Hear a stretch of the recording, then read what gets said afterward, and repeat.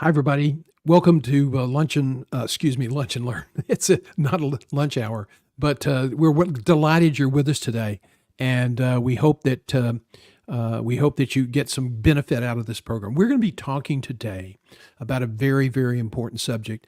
People in search now, they've always been very, very successful in their efforts, and so their whole history and their career is, 3-6 months, maybe I'll be okay. I'm back in the saddle. I have savings. I have enough money set aside to last for that. And then now with the white collar recession, where there are more executives in the marketplace than there are jobs post pandemic, we now see people going into the 14 month range. And so that really changes people's attitudes, and it really has a major impact on how they look at things, how they look at themselves. And there's an issue of really frustration, anger, and depression. So that's our focus today, and let's get busy.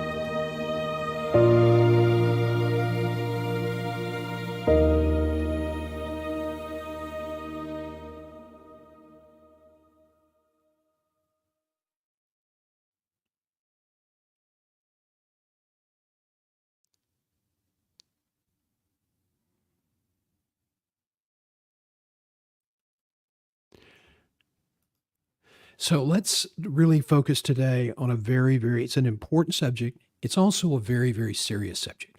And because of the white collar recession, because more and more executives are going through a prolonged job search, people who have great records, we're not talking about slackers here, people who have great records, and are really having a problem. And it's not something really they did at work.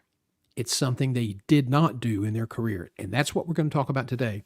But more importantly, we're going to try to give you some tools to help plan for your next search in advance, to lay the foundation, but then also what you can do if you're in the search and the big bear of depression crawls on top of you.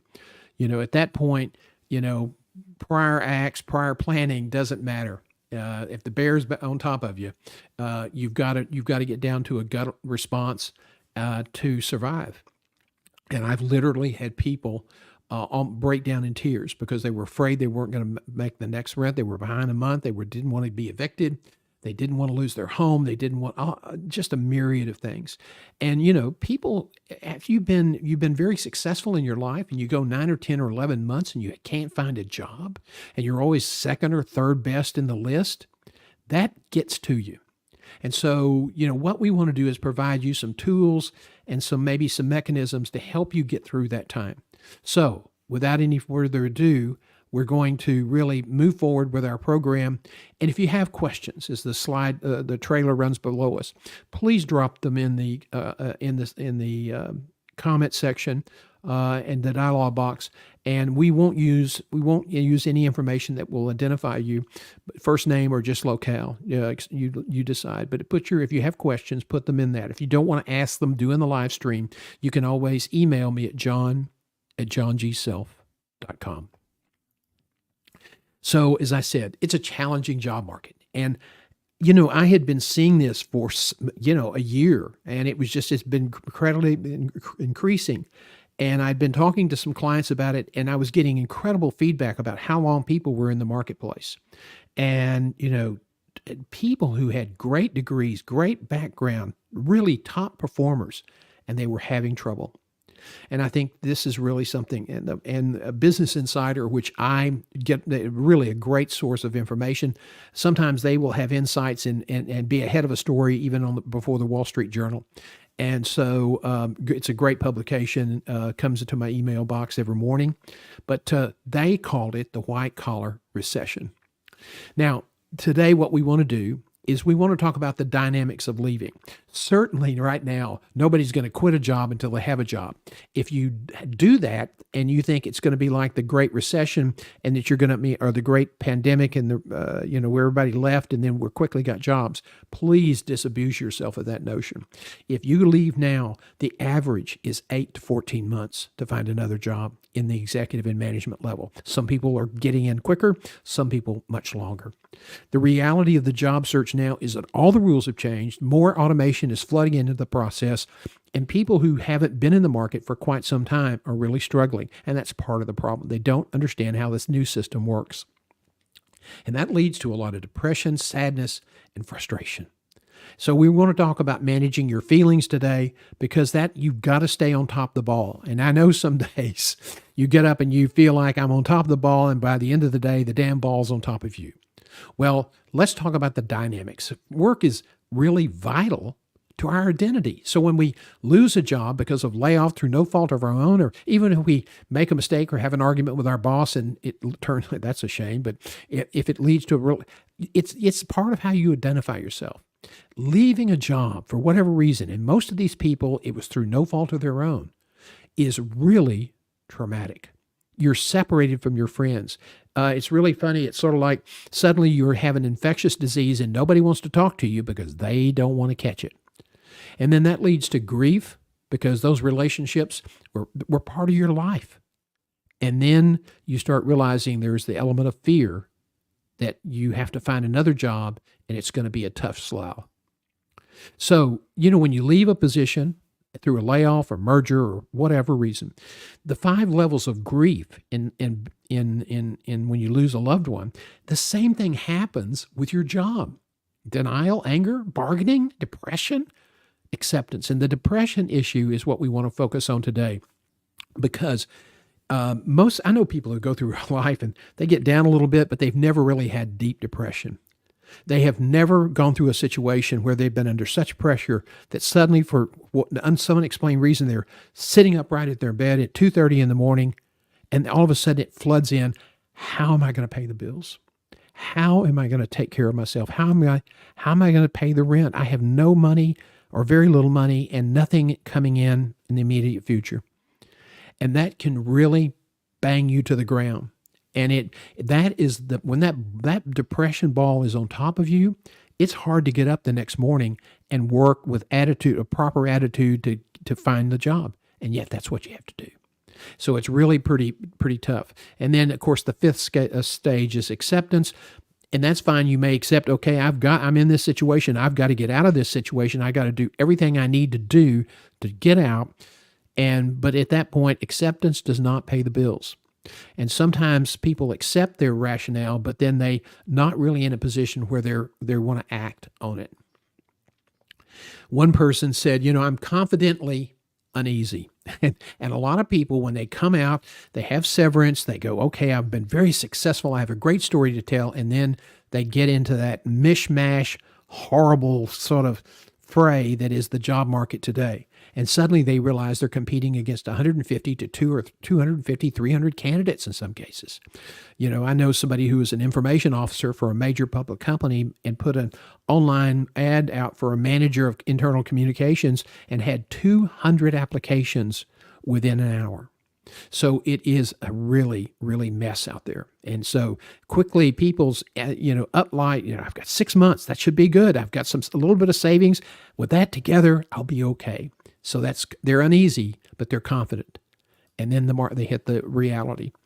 Getting organized. When you've lost your job, it's a new beginning. So getting organized, that's exciting. And then you start working on important things like your value brand statement. That helps you get focused when somebody says, tell me about yourself. That's the 90-second speech that you give them, not about your resume, but about what you believe and why you want to work for them and all of the things that you have going in your favor. Then you have to work on a career plan. And folks, I know everybody says, I don't have time for that. I got to find a job. Let me tell you, the time you spend on putting together a career plan that doesn't take that long to do is a great investment, because if you just start, it helps you get focused. Because if you start scattershooting, you'll actually take longer to find a job. So you want to be disciplined. And then you start putting together your resume. If you hadn't done that in a while, you'll go to a resume writer and they'll charge you $500-$700, maybe $250, whatever they charge. And they're going to say, we optimized it for the market. That's BS. That's not true, because the market you can optimize for, but the algorithms that if you apply online, the algorithms are tied to a specific job summary that's been posted. So if you're not using keywords and phrases from that summary in every resume you submit, you're probably not going to ever hear from the employer. And that is a common phrase. Some people say, but I did submit a customized resume. I looked at it, and not one of the things they said in the resume, or any of the words like robust and, forward-thinking leader, they didn't use any of those words from the summary in the resume because they didn't understand what keywords were, and they didn't want to ask. So then you get to the point, okay, I don't want to just depend on online submissions, because that's brutal. You submit 50 and you may hear from 2. That's terrible. How can I get around that? The best jobs are filled by personal referral. So now you get busy doing the research to try to build your network because you hadn't invested the time before now. And then you feel angst. Exciting for getting organized, daunting working on your resume and your plan. Now you're talking about next networking. My God, I may have to talk to people I don't know. And now you have angst. And then you start applying for jobs, and that quickly turns to shock, because we don't have the same level of courtesy anymore. Computers apparently don't believe in it. Okay, so the reality is there's an underlying issue that feeds frustration and depression. Applicants, even before we had all this AI, really don't understand how the talent acquisition system works. Some people think, well, that recruiter is my friend, I'm going to get the job. Oh no, that recruiter will drop you like a hot potato if it meant going with somebody else so the deal gets closed. It's a transactional moment for the recruiter because they get paid based on a commission. And if they're not closing, they're not getting paid. A retained recruiter is, if they're not keeping their client happy, they're not going to get hired again and they'll lose their job. So if the client starts moving away from you, the recruiter is just going to go with the client. They may put up a little push to kind of push you, and if the client doesn't bite back, then you're dead. That's how it is. You just need to understand that it's a very transactional system. And even though you may know the recruiter, it has nothing to do with friendship. It's business. It's business, and they want to keep doing searches for that organization. So you have to approach it with the same attitude.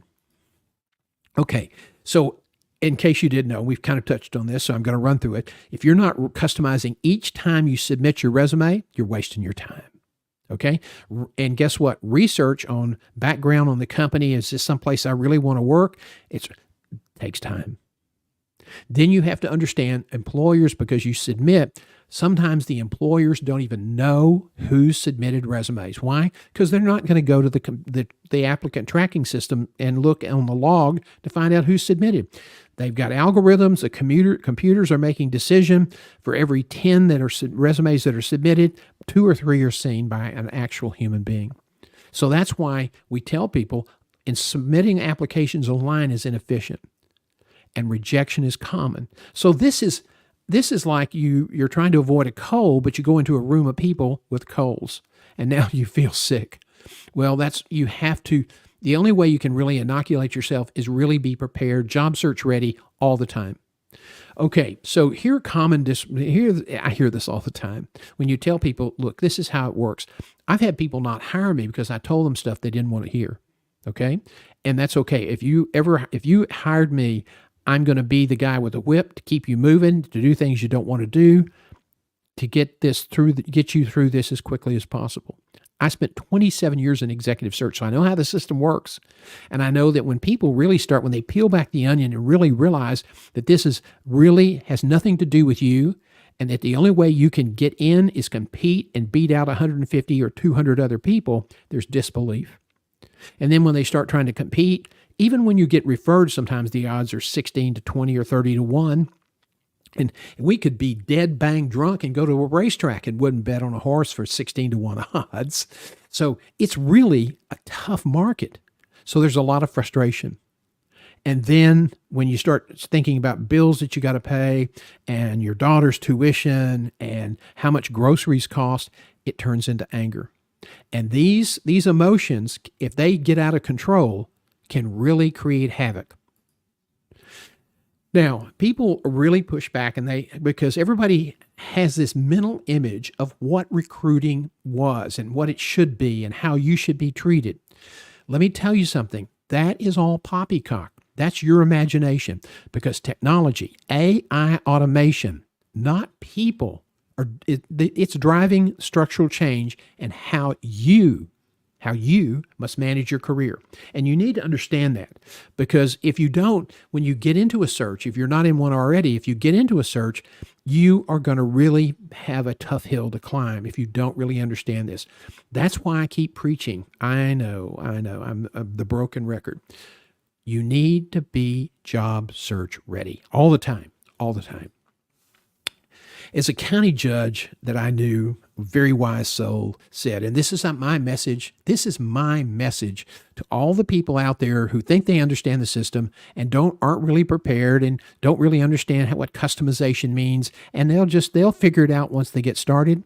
They're going to lose 4 or 5 months just trying to figure out the system. Trust me, I've seen that happen repeatedly in the last 18 months. He said the train is on the tracks, and you're either on the train, job search prepared, ready to deal with the uncertainty, a great network to help you along, or you are on the tracks. A lot of people are on the tracks, and I know some people who had good business and good income and great positions and great retirement have left the industry early. And it was really, one guy said, I was forced retired. Another candidate said, I wish somebody had really grabbed me by the scruff of the neck and shaken me solidly to make me understand how important networking is. I just didn't think I had time for it. Now, here I am, 57 years old. I've got plenty of money to retire, but I don't want to. I want to work. And yet here I am sitting by the beach. And people think that's great, but I want to work. His self-worth is based on his accomplishments, and he had every reason to be proud because he was a remarkably capable leader. So what is the answer?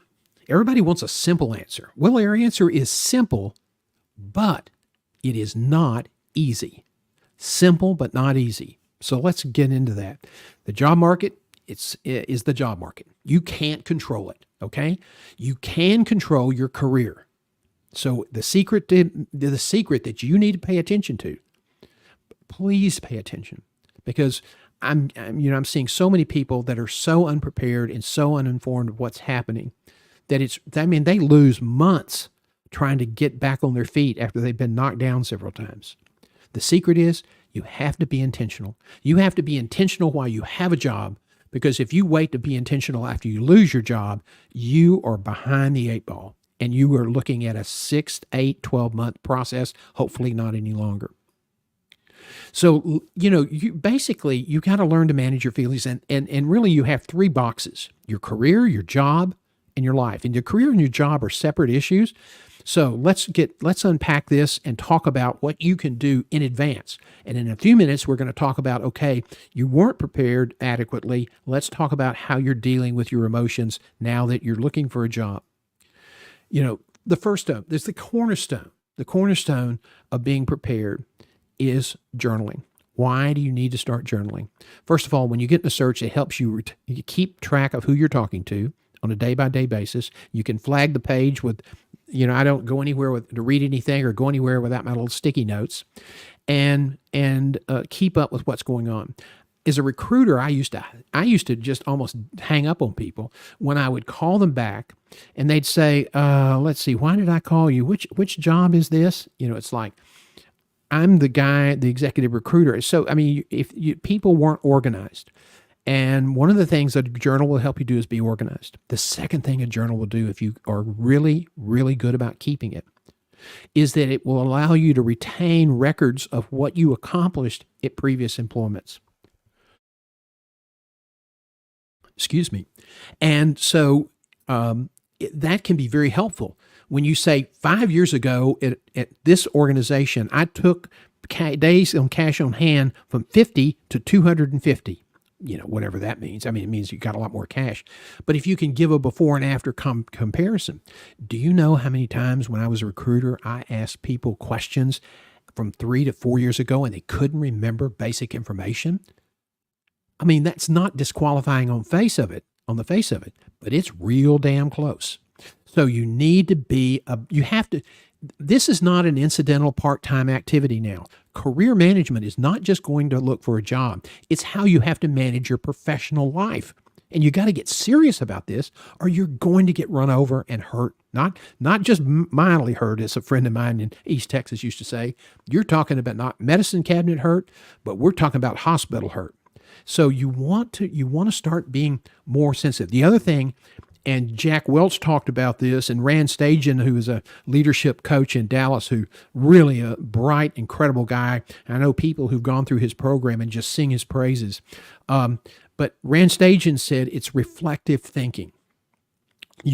At the end of each week, you may go back and write down, journal what key decisions were made. How did you go about doing it? And you think reflectively, how could I have done that better? And that's how one way leaders grow and improve.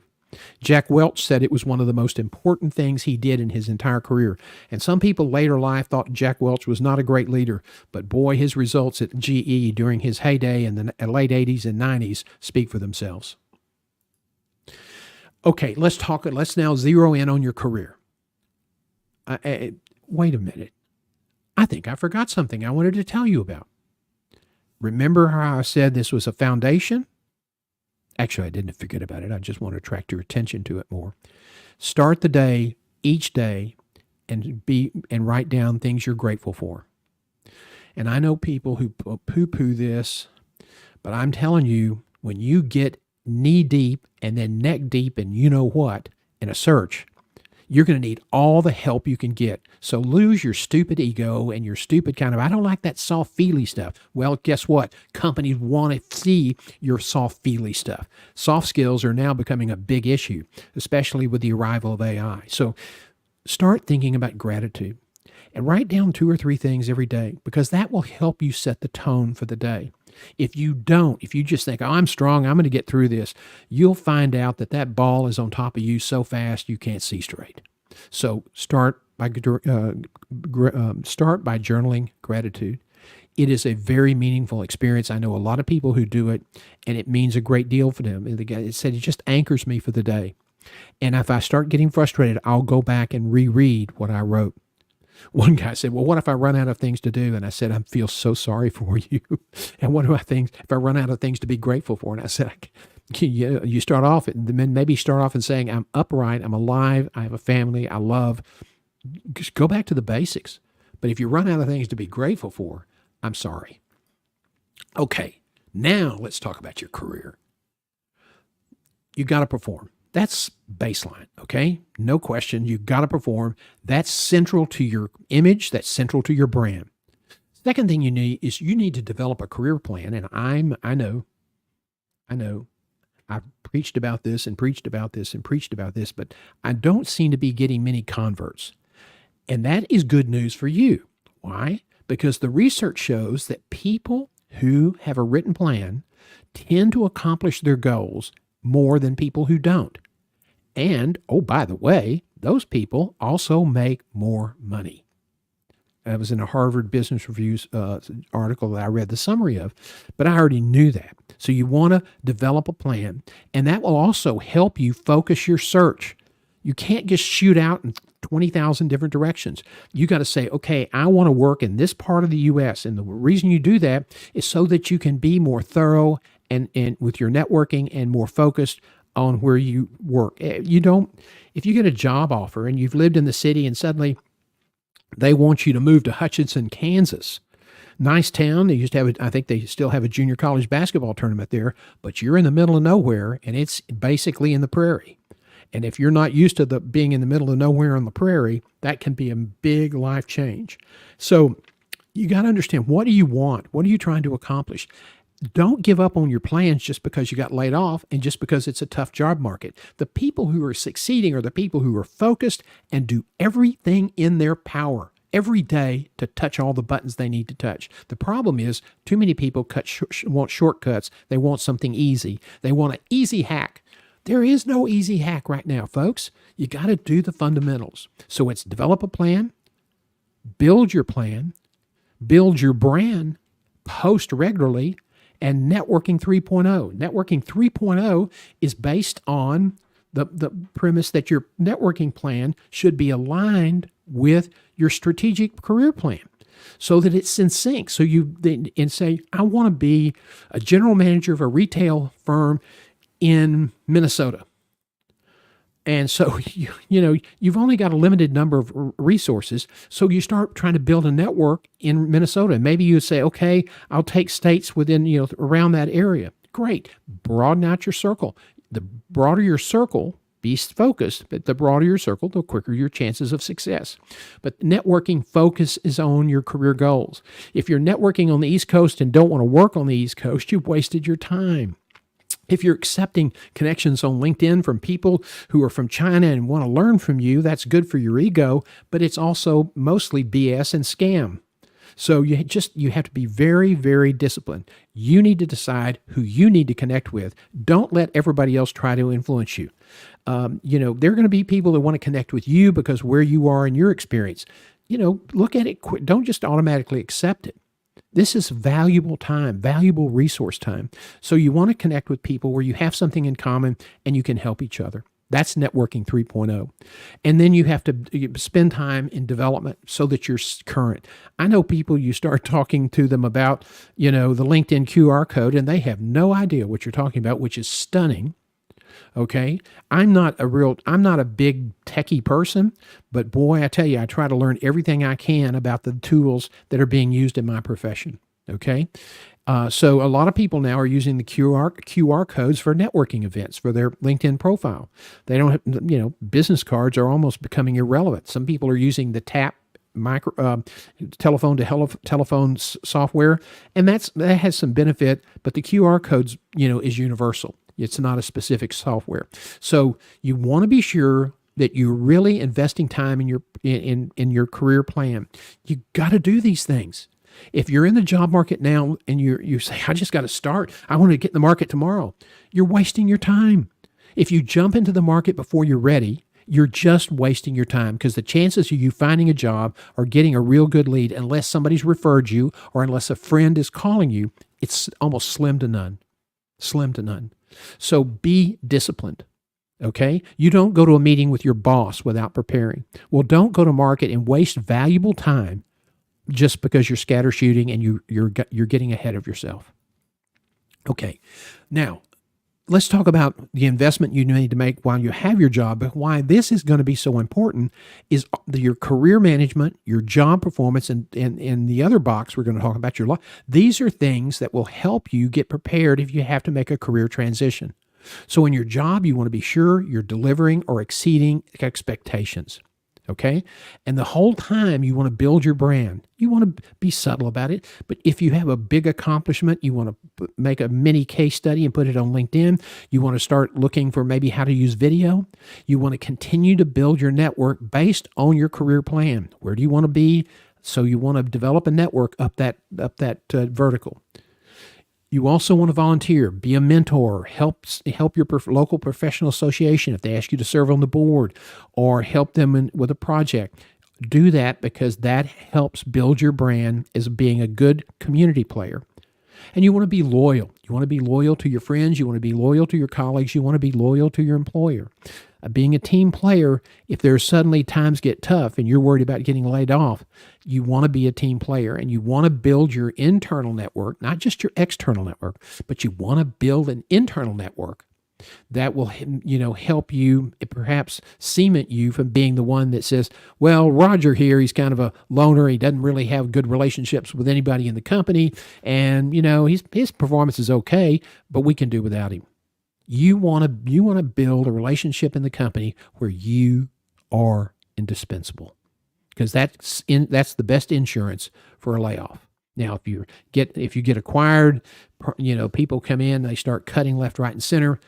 Good people get screwed over all the time. But this, at least, the most common way to lose your job if there's a financial layoff.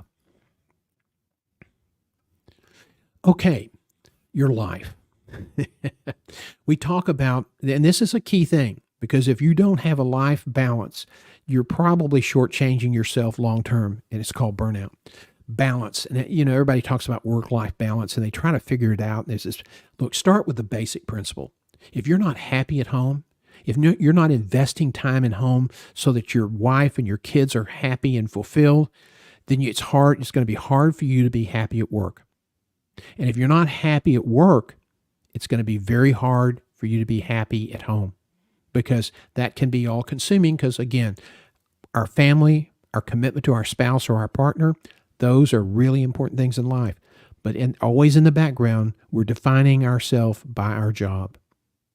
Relationships and faith are so important. And that's one of the things that gratitude connects to, about being grateful for your faith, whatever that is.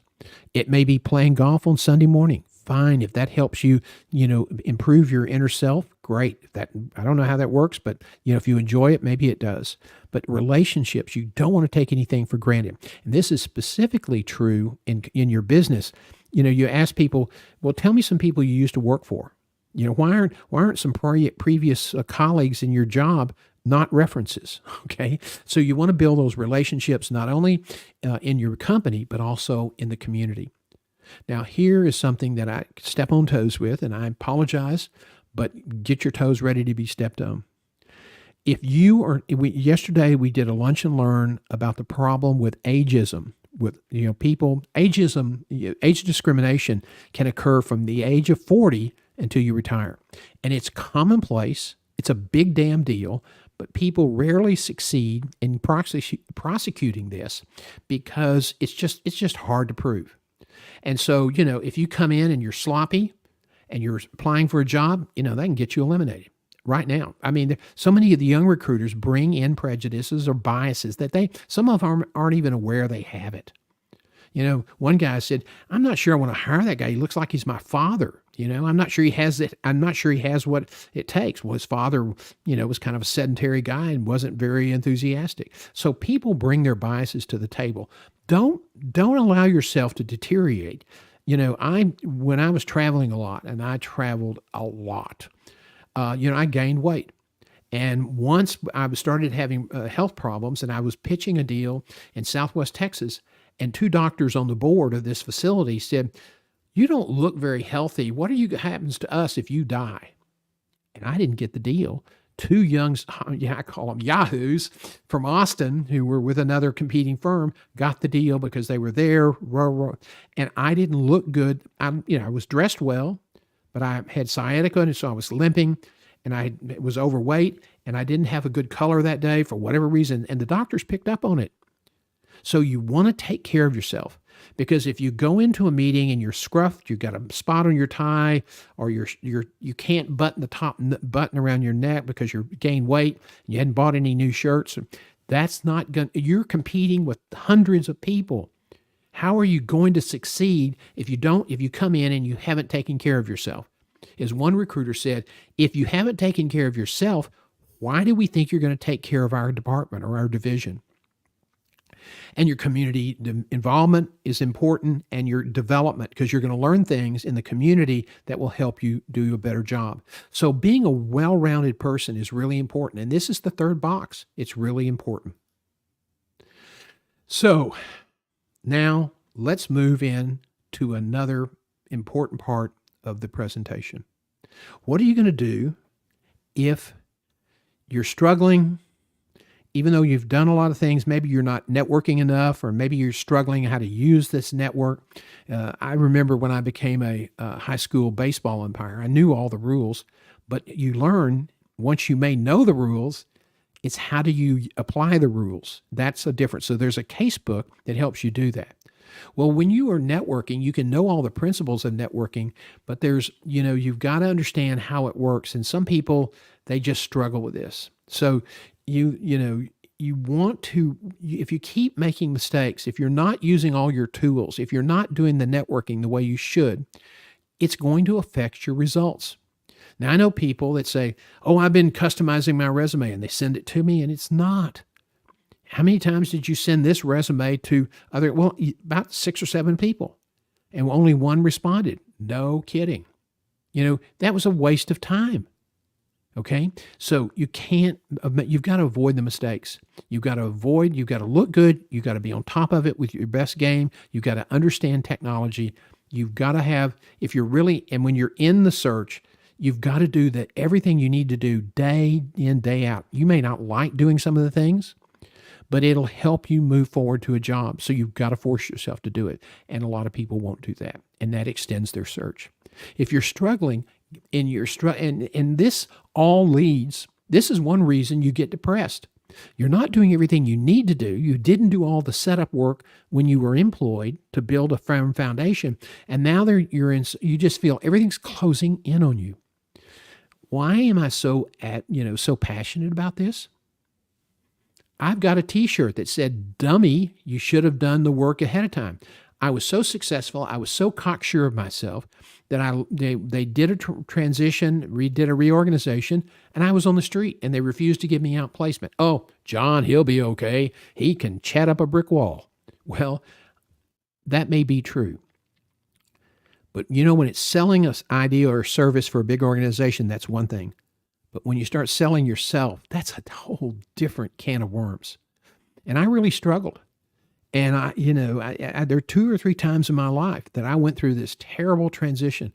When I left the aircraft company in the late 70s, I was the guy who established the first 13 or 14 programs. After Denver, I did Herman and 13 other programs. Life Flight Air Ambulance programs, I'm sorry. I left the aircraft company. There was a transition. My boss left. We attempted a leverage buyout, and the leverage didn't leverage, and they took us all out in the parking lot and shot us, so to speak. And, and here I was. I had a mortgage to pay. I had a brand new son, and my wife wasn't working. And those walls can close in on you so fast. And I was great at selling other people's stuff. I knew how to do helicopter ambulance programs for hospitals. I knew that inside and out. I was very successful. But I didn't know how to sell myself. And so I made mistakes because I didn't know anything about career coaches. I mean, I'd been a newspaper reporter a year and a half earlier. What did I know? And so, I really struggled and I didn't get help. And I remember that 2 or 3 times waking up in the middle of the night and just being so panicked I didn't know what to do. And that is a horrible, horrible feeling. So when you hear me talk about building the foundation on the front end, please help yourself. Avoid this terrible morass of being unprepared for a search, having a prolonged search because you're not getting help or you're not executing, and then it can just eat you alive. Don't do that to yourself. There's a way to avoid it. We've set that out. Those 3 boxes, good way to get started. Then if you need help, ask for help with a coach. And there's some coaches that are going to charge you thousands and thousands of dollars, and I get that. And if you come to me and want full service, I'm going to charge you thousands of dollars.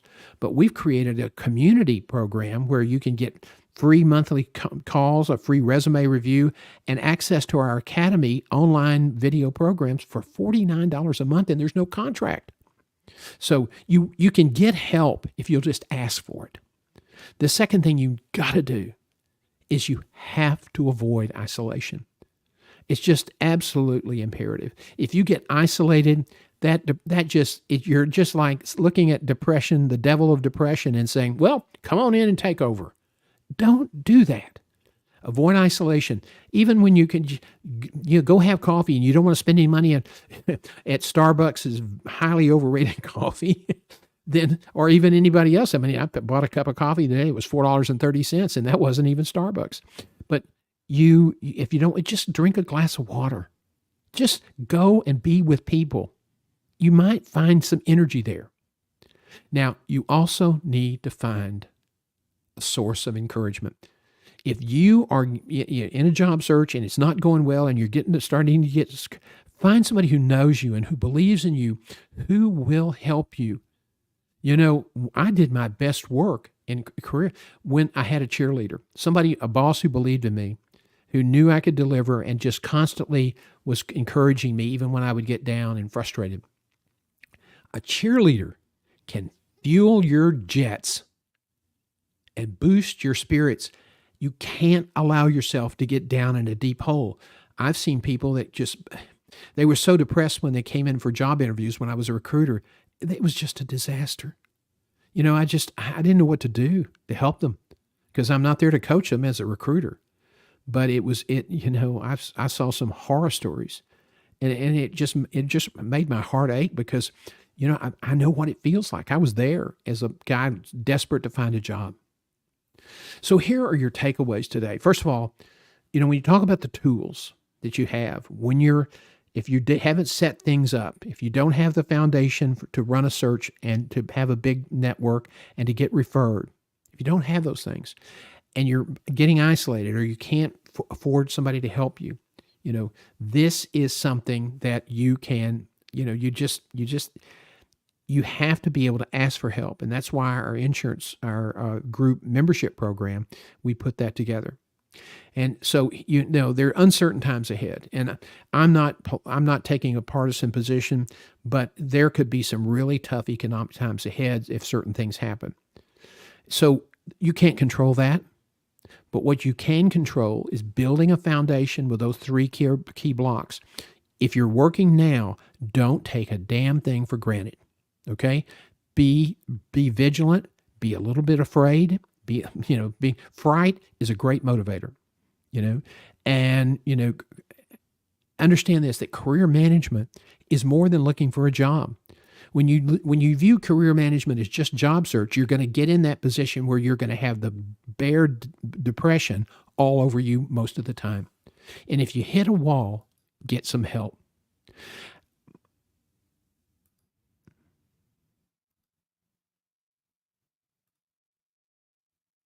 All you need is one person in your life who says, you got this, I believe in you, and you will find courage and energy to do things that you would not have had before. But more importantly, that person needs to also say, and if everything goes wrong, I will be there for you, and I will be there with you, and I will be in the mud with you, and has the ability to say, something's wrong, I'm worried about you. And I think burnout happens when you're attempting to do all of the things you see other people do and not realize that they have deep, meaningful relationships that you can't see. And you think, falsely, that you have to do it alone. And that's when burnout happens, because you don't, as an individual, have the energy. But in community and in relationship and in friendship, it's remarkable, including knowing when to just take a little break to recharge.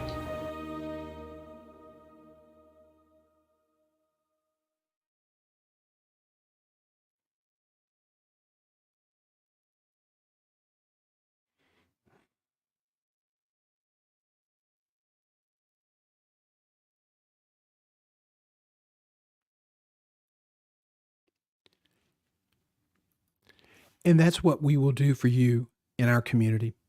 We have where you can get for $49 a month, you get 3 check-in phone calls or Zoom calls every month.